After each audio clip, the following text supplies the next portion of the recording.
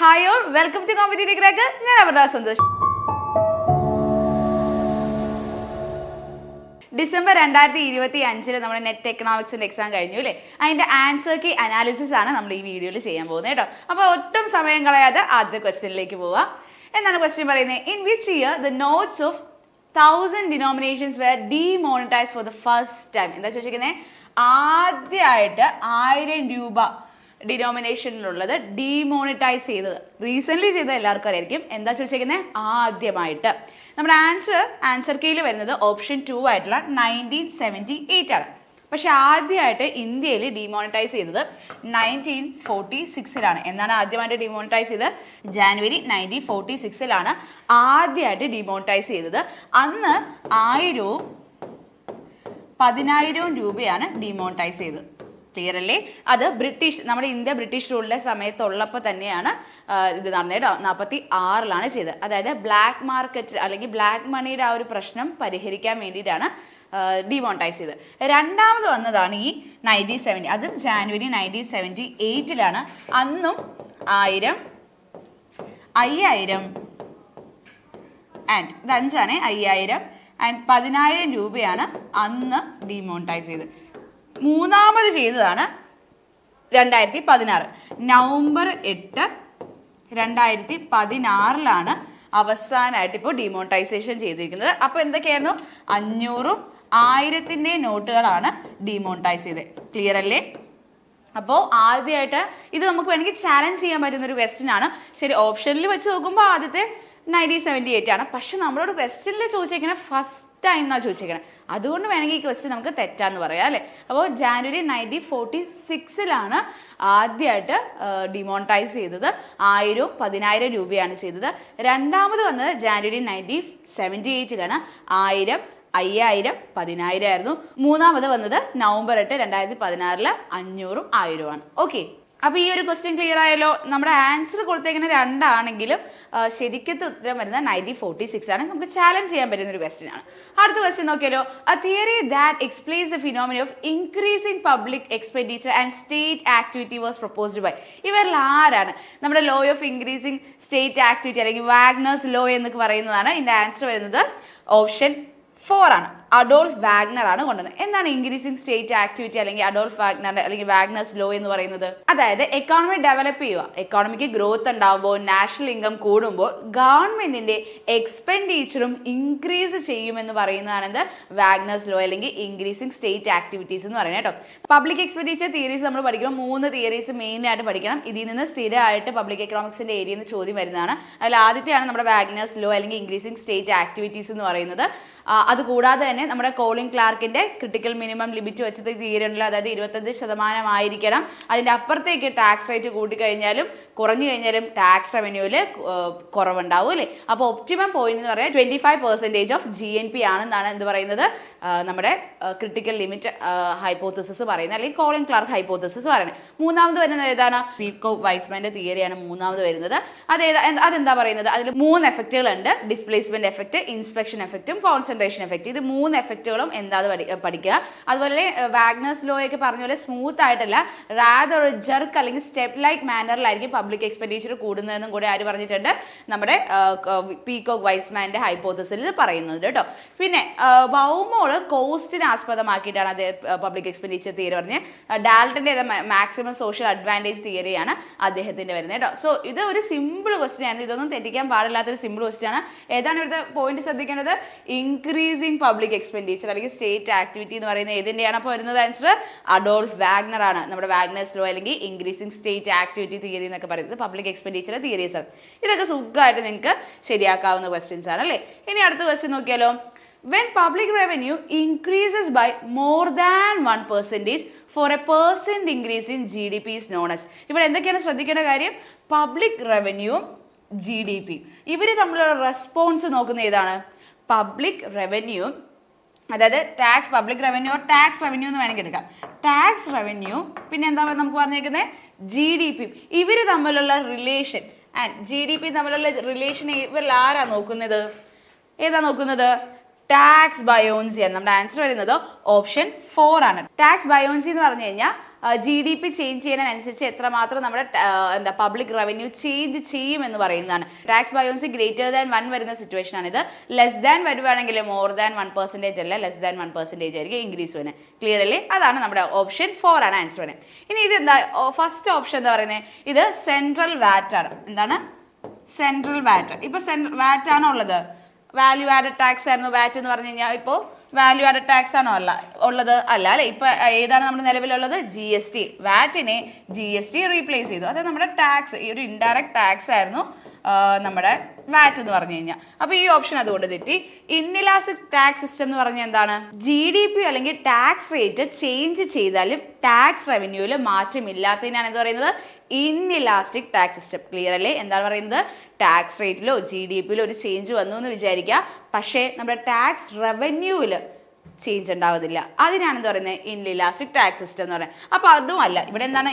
Change ഉണ്ട് അല്ലേ? More than 1% change ഉണ്ട്. അപ്പൊ അതും തെറ്റാണ്. പ്രൊപ്പോർഷണൽ ടാക്സ് സിസ്റ്റം എന്ന് പറഞ്ഞാൽ എന്താണ്? എല്ലാവർക്കും ഒരേ ടാക്സ് റേറ്റ് ആയിരിക്കും. അതായത് ഇപ്പൊ എന്റെ ശമ്പളം 10,000 ആയാലും 20,000 ആയാലും 1,00,000 ആയാലും എന്തായാലും ടാക്സ് റേറ്റ് എന്ന് പറഞ്ഞു കഴിഞ്ഞാൽ 10% ആയിരിക്കും. ഓക്കെ, നമ്മുടെ ഇൻകത്തിന്റെ 10% എന്ന് പറയുന്നതാണ്. അത് തന്നെയാണ് പ്രൊപ്പോർഷണൽ ടാക്സ് സിസ്റ്റം. അതാണ് ഇവിടെ പറഞ്ഞേക്കുന്നത്. അല്ല. സോ നമ്മുടെ ആൻസർ ഏതാ വരുന്നത്? ഓപ്ഷൻ 4 ടാക്സ് ബയോൺസി ആണ്. ക്ലിയർ അല്ലേ? ഇതൊരു സിമ്പിൾ ക്വസ്റ്റ്യൻ ആയിരുന്നു. അപ്പൊ അടുത്ത ക്വസ്റ്റ്യൻ നോക്കിയാലോ. Etymologically, the term money is derived from which language? ഈ ഒരു ചോദ്യം നമ്മൾ അൺഎക്സ്പെക്റ്റഡ് ആണ് അല്ലേ? മണി ഡിറൈവ് ചെയ്തത് ഏത് ലാംഗ്വേജിൽ നിന്നാന്നൊരു ചോദ്യം നമ്മൾ ആരും എക്സ്പെക്ട് ചെയ്യുന്നില്ല അല്ലേ? അപ്പൊ നോക്കിക്കേ, ഏത് term money is what money does എന്നൊക്കെ ആരാ പറഞ്ഞതൊക്കെ വേണമെങ്കിൽ ചോദിക്കാം. അതല്ലാതെ മണി ഡിറൈവ് ചെയ്തത് ഏത് വേർഡിൽ നിന്നാണ്? നമ്മൾ പണ്ട് സ്കൂളിലൊക്കെ പഠിച്ചിട്ടുണ്ടാവും ഈ ഒരു മണി ഏത് വാക്കിൽ നിന്നാണ് ഡിറൈവ് ചെയ്തതെന്നൊക്കെ അല്ലേ? അപ്പൊ നോക്കിക്കേ, നമ്മൾ പണ്ട് മൈക്രോ മാക്രോ ഒക്കെ ഏത് ലാംഗ്വേജിൽ നിന്നാണ് ഡിറൈവ് ചെയ്തതെന്നൊക്കെ പഠിച്ചിരുന്നു. അപ്പൊ മണി ഏത് വാക്കിൽ നിന്നാണ്? ലാറ്റിൻ ആണ് കേട്ടോ. മണി ഏത് വാക്കിൽ നിന്നാണ്? ലാറ്റിൻ. മൊണിറ്റ എന്ന് പറയുന്ന വാക്കിലൂടെയാണ് ഡിറൈവ് ചെയ്തത് കേട്ടോ. അതായത് ഇത് അന്നത്തെ റോമിലെ ഒരു ഗോഡസ് ആയ ജൂണോ മൊണീറ്റ. ജൂണോ, ഇത് ഒരു എക്സ്ട്രാ ഇൻഫോർമേഷൻ എന്നുള്ള രീതിയിൽ അറിഞ്ഞിരുന്നാൽ മതി. ജൂണോ മൊണീറ്റ എന്ന് പറയുന്ന ഗോഡസിന്റെ പേരിൽ നിന്ന് വന്നതാണ്. കാരണം ആള് ഭരിച്ചിരുന്ന ആ ക്യാപിറ്റലിലായിരുന്നു ഇത് പ്രൊഡ്യൂസ് ചെയ്തുകൊണ്ടിരുന്ന സിൽവർ കോയിൻസ്. അപ്പൊ അങ്ങനെ അവർ പറഞ്ഞു മൊണീറ്റ എന്നാക്കി. അതിനുശേഷം ഫ്രഞ്ചുകാർ വേറൊരു നാമത്തിൽ ഇതിനെ മോഡിഫൈ ചെയ്തായിരുന്നു. അതിനുശേഷം ഇംഗ്ലീഷ് വാക്കിലാണ് മണി എന്ന പേരിൽ വന്നത് കേട്ടോ. ഇനി വേറെ ഓപ്ഷൻസ് ഒക്കെ ഗ്രീക്ക്. നമ്മുടെ എക്കണോമിക്സ് എന്ന് പറഞ്ഞ വേർഡ് ഏതിൽ നിന്നാണ് ഉത്ഭവിച്ചത്? Greek word. മൈക്രോ മാക്രോ ഒക്കെ അവിടെ നിന്നാണ് ഗ്രീക്ക് വേർഡിൽ നിന്നാണ് അല്ലേ? പിന്നെ നമ്മുടെ റുപ്പി ഒക്കെ വരുന്നതാണ് സാൻസ്ക്രിറ്റ് വരുന്നത് കേട്ടോ. നമ്മുടെ റുപ്പി എന്ന് പറയുന്ന നമ്മുടെ കോയിനില്ലേ, അത് സാൻസ്ക്രിറ്റിൽ നിന്നാണ് കേട്ടോ വന്നത്. അപ്പൊ ക്ലിയർ അല്ലേ? ഈ ചോദ്യങ്ങളെല്ലാം ഓക്കെ അല്ലേ?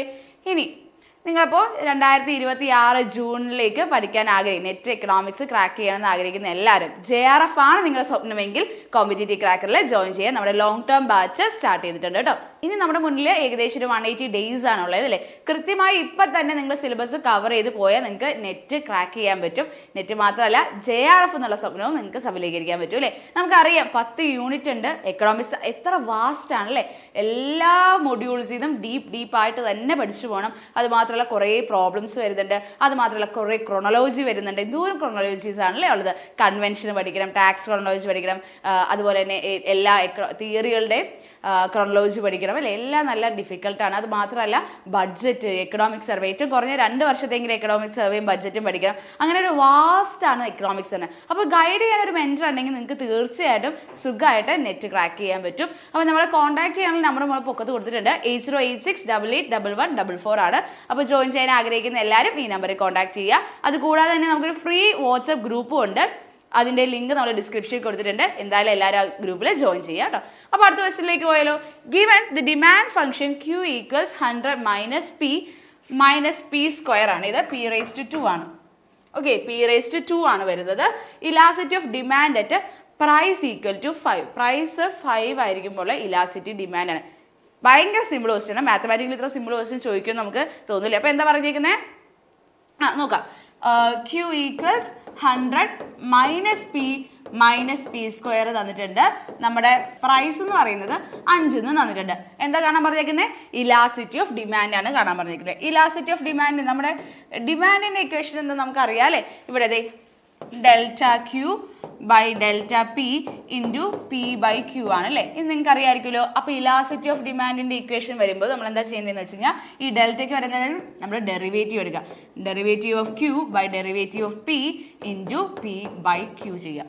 ക്ലിയർ അല്ലേ? ഇതാണ് ഇലാസ്റ്റിറ്റി. ഇത് എല്ലാവർക്കും അറിയാമായിരിക്കും. ഇതാണ് ഇലാസ്റ്റിറ്റിയുടെ ഇക്വേഷൻ വരുന്നത്. Okay, D Q by D P into P by Q ആണ് കേട്ടോ വരുന്നത്. അപ്പോൾ ഇനി എന്താ ചെയ്യുക? നമ്മൾ ആദ്യം പി കണ്ടുപിടിക്കുക. പി കാണാൻ എന്ത് ചെയ്യുക? ഈ ഇക്വേഷനിലേക്ക് പി നമുക്ക് തന്നിട്ടുണ്ടെങ്കിൽ സബ്സ്റ്റിറ്റ്യൂട്ട് ചെയ്യുക. So Q equals 100 minus P square ആണ് വരുന്നത്. ഓക്കെ, മൈനസ് പി സ്ക്വയർ ആണ് തന്നെ. അപ്പോൾ സബ്സ്റ്റിറ്റ്യൂട്ട് ചെയ്യുമ്പോൾ എന്താ 100 മൈനസ് 5 മൈനസ് 5 സ്ക്വയർ വരുന്നു.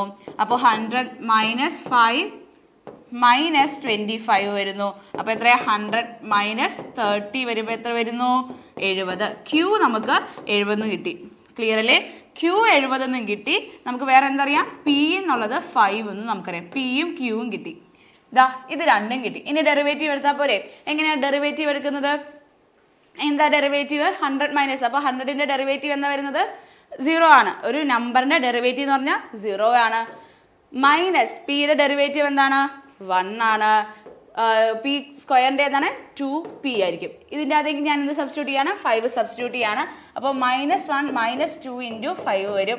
അതായത് -1 മൈനസ് 10 വരുന്നു. അപ്പോൾ നമ്മുടെ ആൻസർ വരുന്നത് 11 ആണ് കേട്ടോ. അതായത് D Q by D P എന്ന് പറയുന്നത് 11 ആണ്. ഇനി ഡയറക്റ്റ് ഇലാസ്റ്റിറ്റി ഓഫ് ഡിമാൻഡ് കാണാം. എങ്ങനെയാണ് വരുന്നത്? 11 into P by Q. P 5, Q എത്രയാണ്? 70. So 55 by 70. ഇതിന് ഞാൻ സിംപ്ലിഫൈ ചെയ്യാണ്. 5ന്റെ ടേബിളിൽ സിംപ്ലിഫൈ ചെയ്യുമ്പോൾ 11 ബൈ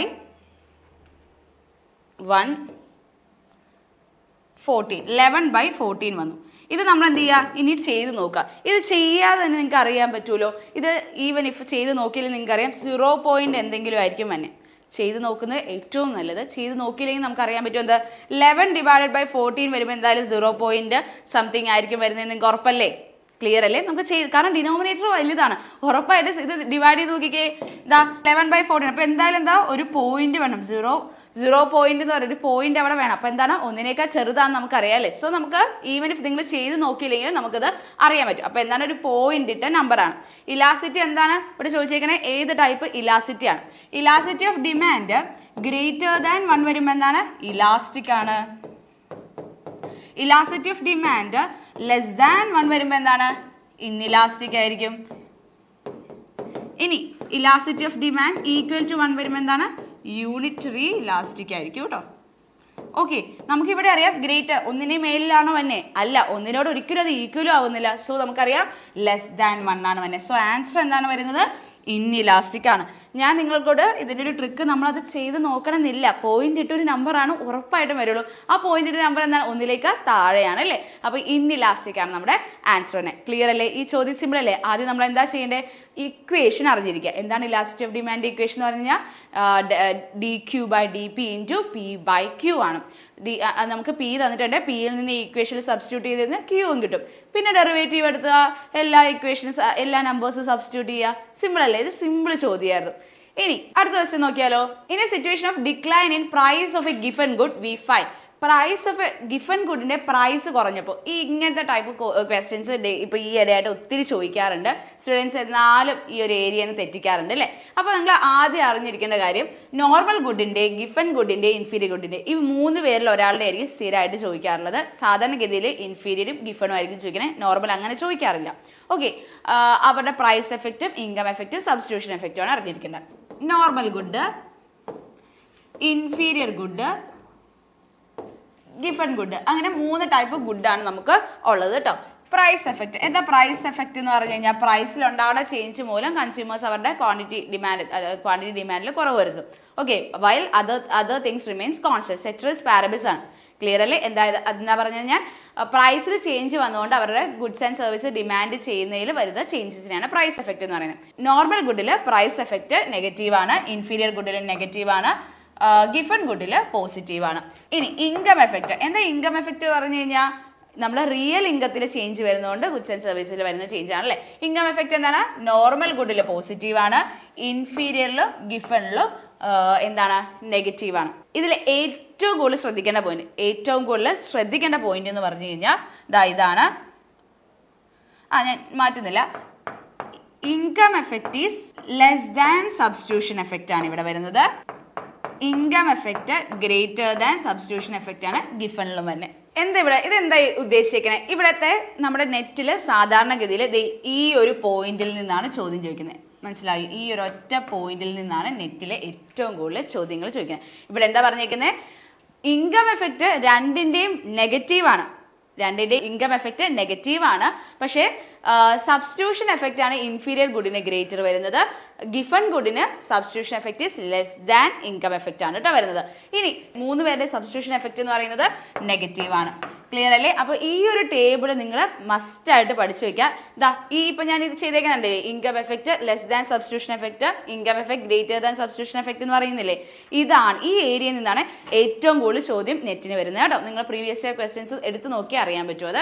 അപ്പോൾ ഇവിടെ എന്താണ് ഗിഫൺ ആണ് നമ്മൾ ചോദിച്ചേക്കുന്നത്. അപ്പൊ ഗിഫണിൽ എന്താ വരുന്നത്? ഗിഫണിൽ income effect greater than substitution effect. എന്താണ് income effect greater than substitution? നമ്മുടെ ഓപ്ഷൻ നോക്കിയാലോ. ഓപ്ഷനിൽ എന്താ വരുന്നത്? ഓപ്ഷനിൽ ആദ്യം കൊടുത്തേക്കുന്ന സബ്സ്റ്റിറ്റ്യൂഷൻ എഫക്റ്റ്. നമുക്കറിയാം income effect is greater than substitution effect. ഇതിങ്ങനെ എഴുതാലോ, substitution effect less than income effect എന്ന് എഴുതാലോ. ആദ്യം സബ്സ്റ്റിറ്റ്യൂഷൻ കൊടുത്തേക്കുന്നതുകൊണ്ടാണ്. സോ എന്താണ് substitution effect is less than negative income effect ആണ് നമ്മുടെ തന്നെ. ക്ലിയർ അല്ലേ? പോസിറ്റീവ് സബ്സ്റ്റിറ്റ്യൂഷൻ എഫക്റ്റ് എന്ന് പറയുന്നത് ഇൻകം എഫക്റ്റിനേക്കാൾ കുറവാണ് എന്ന് പറയുന്നതാണ് എന്ത് നമ്മുടെ ഈ ഒരു ചോദ്യത്തിന്റെ ഉത്തരം. ഇത് കുറച്ച് കൺഫ്യൂസിംഗ് ആയിട്ട് ഫീൽ ചെയ്യും, പക്ഷെ നമ്മൾ ആ ടേബിൾ മാത്രം അറിഞ്ഞിരുന്നാൽ മതി ഈ ഒരു ക്വസ്റ്റിന് ആൻസർ ചെയ്യാം. ക്ലിയർ അല്ലേ? അപ്പോൾ ഇത് ഇത്രയാണ് നമ്മുടെ ആദ്യത്തെ കുറച്ച് ക്വസ്റ്റ്യൻസ് ആണ് നമ്മുടെ നെറ്റിന്റെ UGC നെറ്റ് 2025 ഡിസംബറിലെ ക്വസ്റ്റ്യൻസ് നമ്മൾ ഡിസ്കസ് ചെയ്തത്. ഇനി വരുന്ന വീഡിയോസിൽ നമ്മൾ ബാക്കി ക്വസ്റ്റ്യൻസ് ഡിസ്കസ് ചെയ്യാം. അപ്പോൾ ഇത്രയും കൺസെപ്റ്റുകൾ നിങ്ങൾക്ക് ക്ലിയർ ആയെന്ന് വിചാരിക്കുന്നു. അപ്പോൾ ഈ വീഡിയോ ഇഷ്ടപ്പെടുമെങ്കിൽ ലൈക്ക് ചെയ്യുക, ഷെയർ ചെയ്യുക, സബ്സ്ക്രൈബ് ചെയ്യുക. അപ്പോൾ ഇന്നത്തെ വീഡിയോസ് എല്ലാം കാണണമെങ്കിൽ തീർച്ചയായിട്ടും സബ്സ്ക്രൈബ് ചെയ്യുക. താങ്ക്